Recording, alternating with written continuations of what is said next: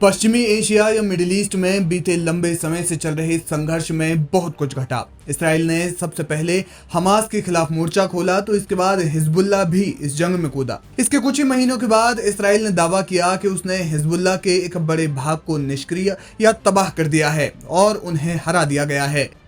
लेकिन अब हिजबुल्लाह ने कहा कि वो किसी भी कीमत पर इसराइल के आगे घुटने नहीं टेकेगा। हिजबुल्लाह के चीफ नईम कासिम ने रविवार को कहा कि उनका समूह इसराइल की धमकियों के जवाब में आत्मसमर्पण नहीं करेगा या अपने हथियार नहीं डालेगा। कासिम ने मुस्लिम धार्मिक उत्सव आशुरा या मुहर्रम के दौरान बेरूत के दक्षिणी शहरों में अपने हजारों समर्थकों को संबोधित करते हुए कहा कि ये धमकी हमें आत्मसमर्पण स्वीकार करने के लिए मजबूर नहीं करेगी।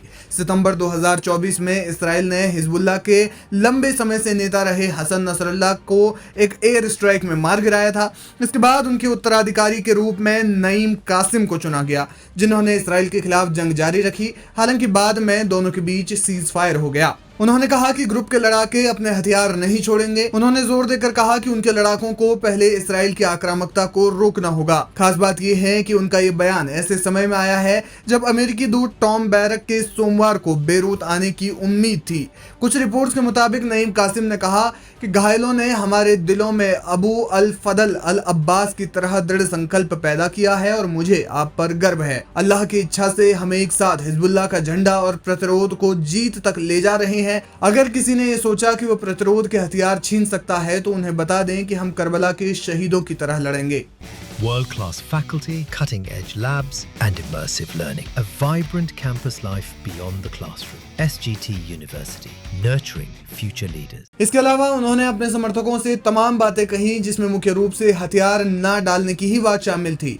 लेबनान के एक अधिकारी ने नाम न बताने की शर्त पर बताया कि लेबनानी अधिकारियों को इस साल के अंत तक ईरान समर्थित हिजबुल्लाह को निशस्त्र यानी हथियार डलवाने के बैरक के अनुरोध पर जवाब देना है। लेबनान के अधिकारियों का कहना है कि वे इसराइल की सीमा के पास दक्षिण में हिजबुल्लाह के सैन्य ढांचे को नष्ट कर रहे हैं। नवंबर 2024 में युद्ध विराम के बावजूद इसराइल ने लेबनान पर हमला जारी रखा है। हिजबुल्लाह के ठिकानों को निशाना बनाने का दावा किया जा रहा है और बेरूत पर समूह को निशस्त्र करने के लिए पर्याप्त कदम नहीं उठाने का आरोप लगाया है। युद्ध विराम समझौते के अनुसार हिजबुल्लाह को अपने लड़ाकों को इसराइल की सीमा से 30 किलोमीटर दूर लितानी नदी के उत्तर में वापस बुलाना है। इसराइल को पूरे लेबनान से अपने सैनिकों को वापस बुलाना था, लेकिन उसने उन्हें 5 बिंदुओं पर तैनात रखा जिन्हें वो रणनीतिक मानता है।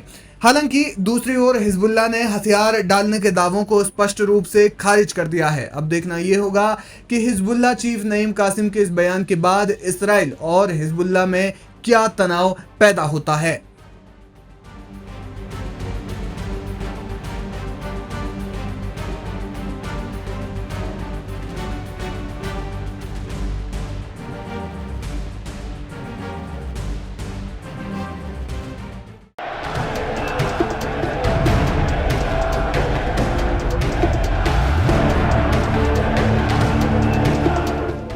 ईरान और इजराइल के बीच युद्ध विराम बेशक हो गया हो, लेकिन दोनों ही देशों के बीच तनाव बना हुआ है।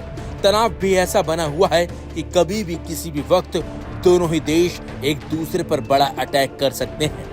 ईरान के supreme leader Ayatollah Ali Khamenei भी लंबे इंतजार के बाद दुनिया के सामने आखिर आ ही गए। हालांकि युद्ध के दौरान खामेनेई वीडियो के जरिए दुनिया के सामने आए थे, जबकि युद्ध विराम के बाद वो खुद लोगों के बीच पहुंचे हैं। लेकिन ईरान का परमाणु मिशन किस गुप्त ठिकाने पर चल रहा है ये कोई नहीं जानता।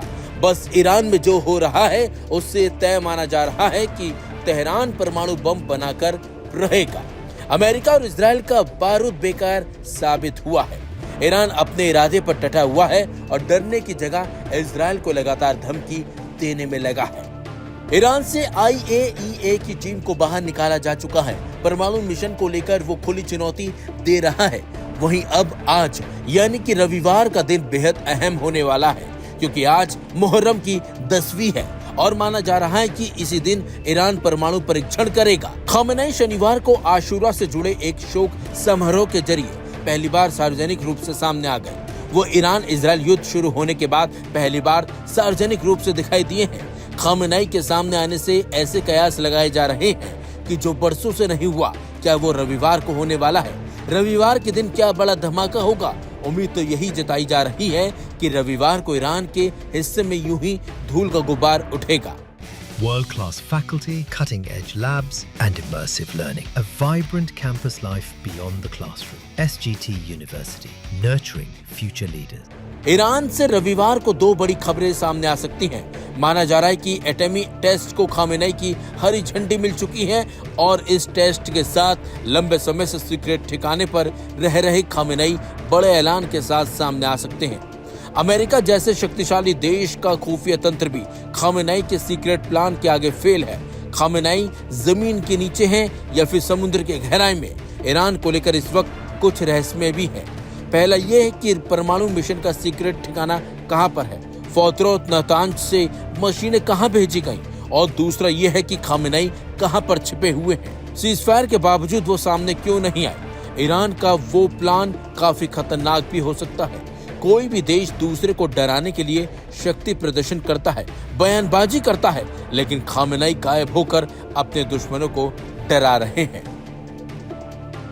खुद अमेरिकी राष्ट्रपति मान रहे हैं कि ईरान के परमाणु कार्यक्रम को स्थायी झटका लगा है, लेकिन वह एक अलग जगह पर काम फिर से शुरू कर सकते हैं। ईरान ना तो निरीक्षण के लिए सहमत है और न ही संवर्धन को छोड़ने के लिए। अमेरिका जानता है कि संवर्धन का काम जारी है, लेकिन कहां ये कोई नहीं जानता। माना जा रहा है कि ईरान अचानक खुद को परमाणु शक्ति देश घोषित भी कर सकता है और इसके लिए परमाणु टेस्ट होगा। वहीं ईरान का हौसला दूसरे शिया देश भी बढ़ा रहे हैं। शियाओं की एकता बढ़ती जा रही है।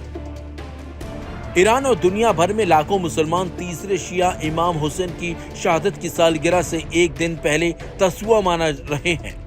मुहर्रम के अवसर पर शियाओं की एकजुटता और बढ़ गई है। ईरान अब अकेला नहीं है।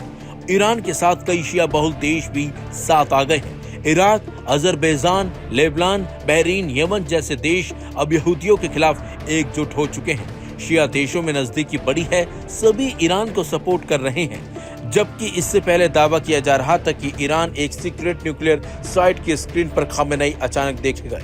ये भी दावा है कि कैमरे से ही खामेनेई ने एटमी मिशन का जायजा लिया। खामेनेई के मॉनिटर पर दिखने की खबर से साफ पता चल रहा है कि वो जहां भी हैं, वहां से कहीं भी वो संपर्क साध सकते हैं। खामेनेई को लेकर ये कयास लगाए जा रहे थे कि वो किसी सबमरीन या फिर किसी पनडुब्बी से अपनी सेना को संदेश दे रहे हैं।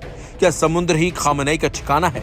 फिलहाल इतना जान लीजिए कि इजराइल का बारूद बेकार गया है। अमेरिकी बंकर बस्टर बम भी बेकार हुए हैं। B-2 बॉम्बर की इतनी दूरी तक उड़ान, इजराइल में मौजूद ये खंडरनुमा इमारतें, इतना सब कुछ होने के बावजूद सच यही है कि ईरान का परमाणु मिशन नहीं रुका है और परीक्षण करके जल्दी अपनी ताकत दिखाएगा ईरान।